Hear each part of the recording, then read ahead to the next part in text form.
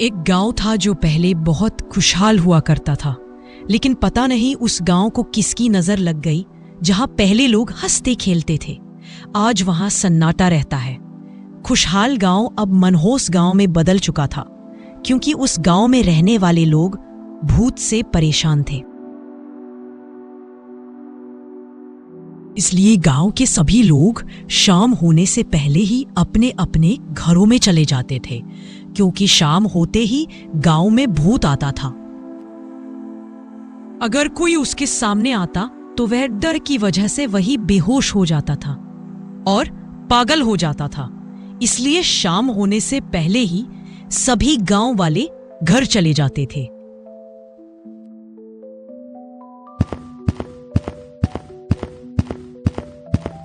लेकिन उनमें से किसी ने भी यह नहीं सोचा कि भूत उस गांव में क्यों आता है। लेकिन उस गांव में एक ऐसा आदमी था जो बहुत हिम्मत वाला था। उसका नाम हरिया था। वह खेती करता था और वह बहुत ही दयालु इंसान था। वह जितना भी धन कमाता, उसका एक हिस्सा वह दान पुण्य में खर्च करता था।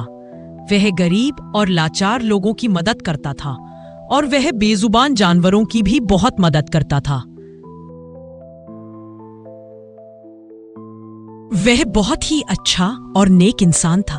उसे सभी गांव वाले बहुत पसंद करते थे।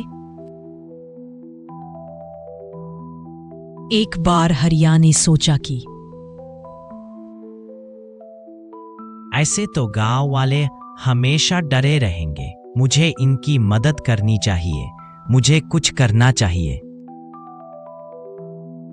वह पहले तो सभी गांव वालों से कहता है कि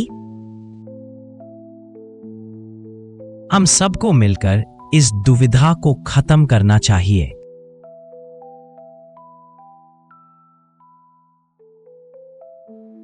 लेकिन गांव वाले इतना डरे हुए होते हैं कि वे इनकार कर देते हैं।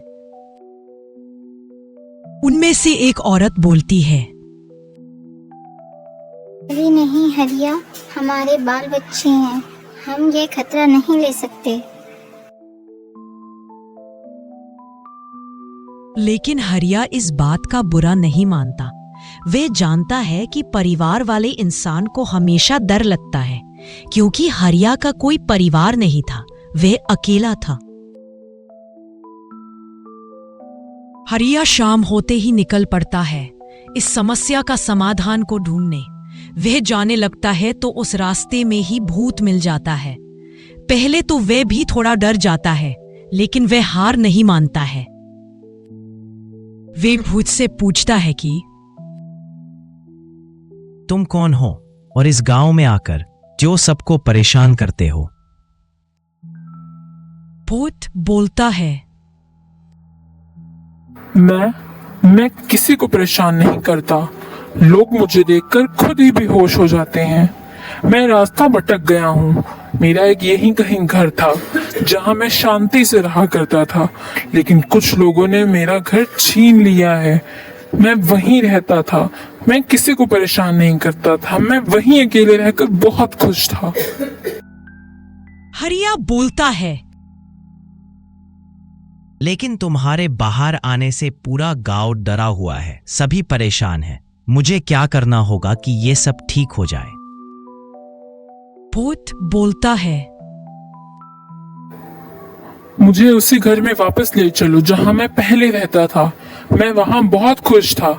मैं फिर कभी भी बाहर नहीं आऊंगा। किसी को भी कोई दिक्कत नहीं होगी।